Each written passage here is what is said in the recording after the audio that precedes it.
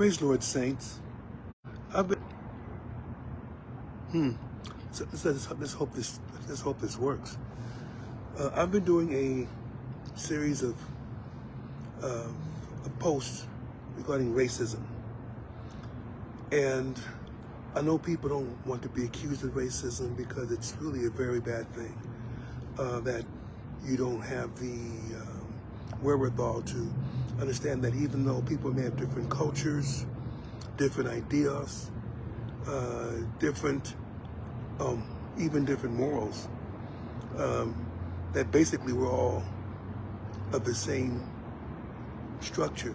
Maybe our skin is different, maybe our hair is different, maybe our noses are different, lips or whatever, but we still bleed the same. We still have to meet our maker one day, and no one is above anyone else. But what I wanted to talk about today, I guess it's getting towards evening, and I don't want to do too much of us. It's going to get too dark for you to see me. Anyway, one of the most enduring issues of racism, and I may get a lot of flack from this, and I understand it, and I'll get to those other instances of racism at a later time, because there's definitely plenty. But I want to address the Jews, and essentially the effort of many people to completely wipe them out. And starting with the early Egyptians, who enslaved them because they were becoming much in number, of course, to the various peoples who tried to conquer them, including the Assyrians and the Babylonians. We have a very good, example of racism in the book of Esther. If you're not familiar with that, Esther was a Hebrew that was essentially in Persia, not because of her own choice, but because they were carried to the Babylonian region by Nebuchadnezzar, and they ended up staying in the land when Persia took over. In any case, the king at that time, his wife had disrespect. I'm going to see if I can move to a better place, because it seems like I have better reception closer to the door. Looks like it's doing okay. I'm just walking. I'm just walking. Okay, seems to be a little better. Anyway, getting back to the post. The king of Persia had been disrespected in his eyes by his queen, and so his wise men told him, to pretty much ditch the queen. That's what they could do in those days. You can't do that now. I wouldn't advise us to do it, but in those days you could do that. Anyway, to gather women who were of particular character, particular beauty, and whatever that would please the king. Well, the king saw Esther, and whereas she was Jewish, it didn't matter to him. She was very beautiful and actually quite smart, as we would if you end up reading the book of Esther. But there was also this person who was serving under the king of Persia, called Haman. No, not my last name. Remember, that name is spelled Haman. My name is spelled Haymond, so it's different. Pronounced close to the same, but not quite. So I am not a descendant of that Haman. Thank you. Anyway, Haman was slighted by this person named Mordecai, who happened to be the uncle of Esther. And he felt so disrespected by Mordecai that he thought if I just kill Mordecai, that's nothing. Let me kill his entire race of people. and he almost did. Except that Esther, at the proper time, pleaded to the king, once he found out what the plot of Haman was, pleaded to the king that this man was going to destroy not only the people, but Queen Esther himself. Of course, that made the king to become very angry, and ended up that Haman and his family were pretty much killed off. But the Jews were allowed to stay and allowed to really to defend themselves against that edict that was there. And so forth, because the army of the Persians essentially protected the Jews, whoever tried to fulfill that first commandment to kill all the Jews was themselves destroyed. But it's still a sample of what racism can do. In more modern times, there has been a lot of animosity against the Jews because of their role in the crucifixion of Jesus.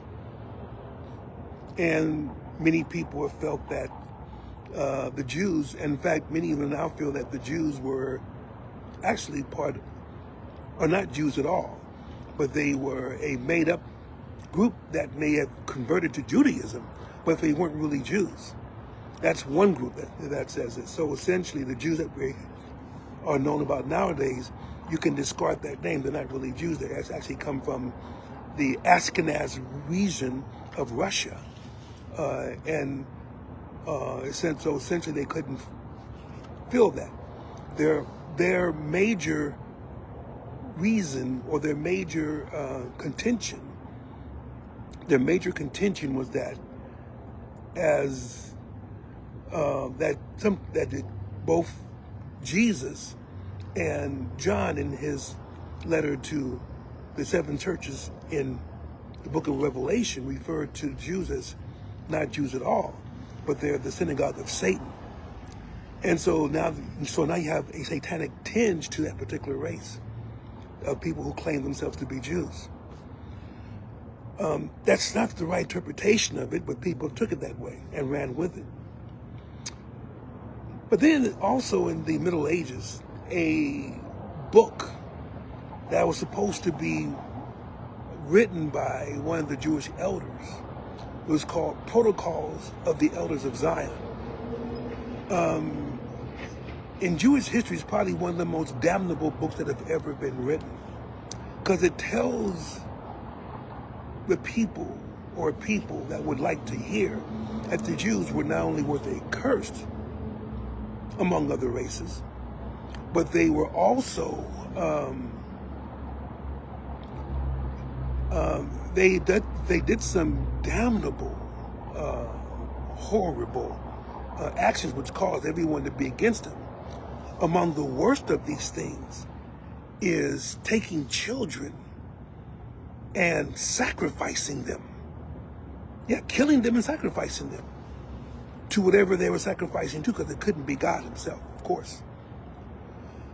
And many people believed that they would that they hunt children for their blood, because their blood was very important in their sacrifices. And because of that, many people believed it. And so if you believe that somebody can do such a horrendous thing, you don't think of Jews now as people, but as devils, as demons. And so they were apt to be persecuted and sometimes outright slaughtered. Another thing that took, I'm trying to give my head so the light doesn't shine like that. And there's no halo here, so understand I'm not holy or anything, just for the light in back of me.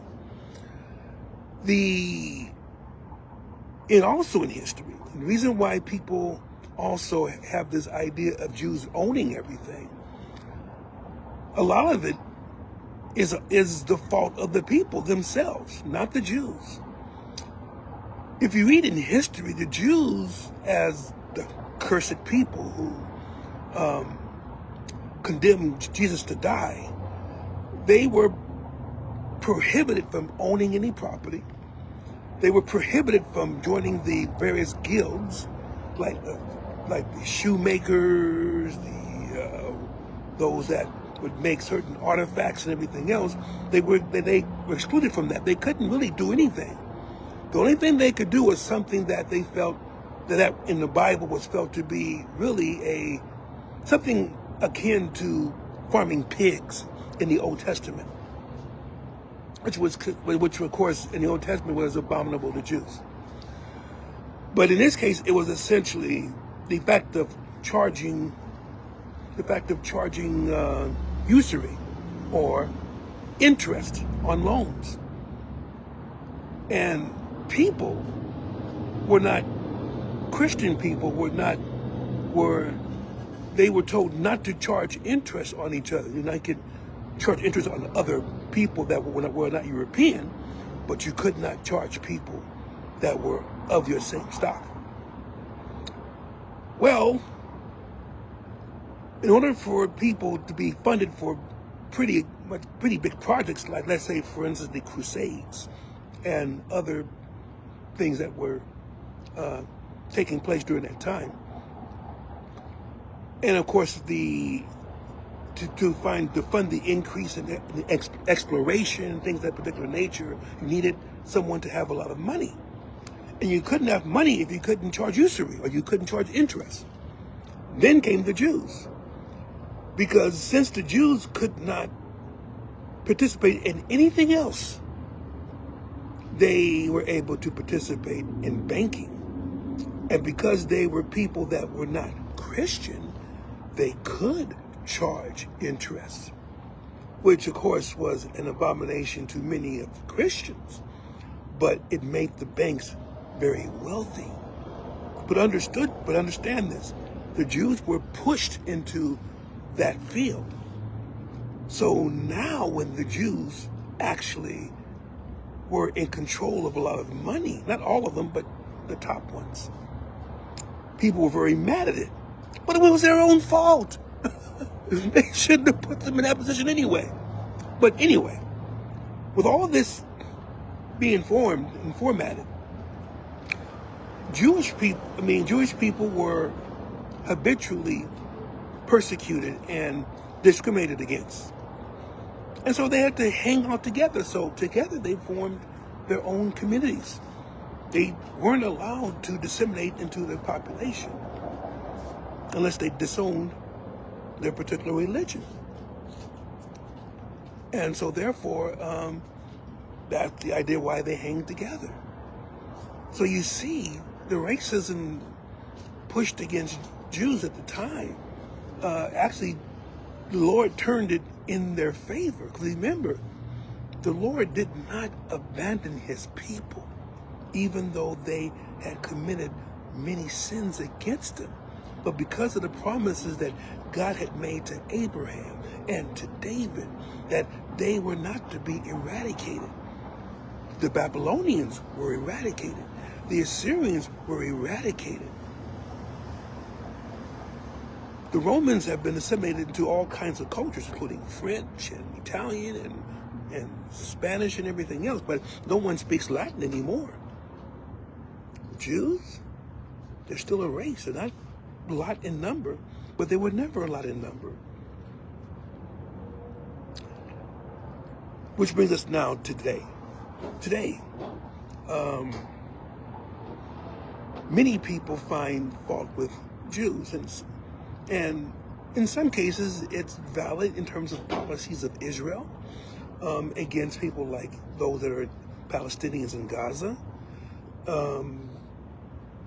But some may say, and it is true, and many of the Palestinians as well as many of the Arabs want Israel to be completely destroyed. So a lot of what Israel's doing, they think it's for their own survival, and they're in that survival mode. However, even if Israel had been living in peace with all of their fellow neighbors in the Arab countries, Jews would still be persecuted. Why? Because the old prejudices engendered by the protocols of the elders of Zion had started. People still think that Jews murder children. People still think that Jews are plotting to rule the world, to control the world, people still believe that Jews own all the money. And they get the Rothschild family and several others. Now realizing that today, there's so many people from all types of cultures that are billionaires. So what if a few Jews own certain things? Well, they own the entertainment industry. Some are in the entertainment industry, but many are not. Many Gentiles, that's anyone that's not a Jew, many Gentiles own the entertainment industry. So it's fun to make everything so simplistic so that they feel that the Jews are essentially they're devils that have embraced a law for God's people that really is not even valid at this time. You can say that. You can say that essentially they're clannish, and because they're clannish, they don't assimilate, then there must be something that they're trying to overthrow. And people say that. But let's be true. Let's be real. The reason why the Jews are being so persecuted, whether they have become the model people or not, is simply because of ignorance. Downright ignorance.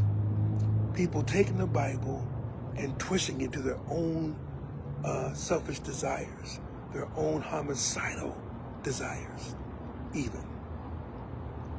So this is not to try to excuse the nation of Israel for their atrocities against Palestinians. This is not to excuse sometimes when Jewish culture comes into conflict with Christianity. Essentially, we belong as saints of God to Christianity, whether the race, color, creed. But some, remember, those who began Christianity were Jews. Don't forget that. So again, the people that God has blessed over the years, they have survived through the Spanish Inquisition. They survived through the pogroms of Russia. They survived through the annihilation, this final solution of Nazi Germany. They survived. And they're going to survive, even though they will go through worse and worse persecution. But, as Zechariah prophesies, there will be a people that will go through the fire, and they will form the basis of the kingdom that will be the first among nations when Christ himself comes down. And whereas before they said, crucify him, at that time they will cry for him as one has cried for their long lost son, and now he's found. And they will have their promise fulfilled. Ironically, in the rule of the same one who they banished to the cross. That's interesting, isn't it? But that means you have to understand the Bible. For us, we have a much different reward waiting for us. So our reward is not the millennium. That's for the Jews. We may take part in it, but that's not for us for our final reward. Ours is in a place called New Jerusalem. So think about that. God bless you. God keep you. You take care of yourself. It is now getting dark. I better get in and see my wife through the rest of her dialysis. God bless you in Jesus' name.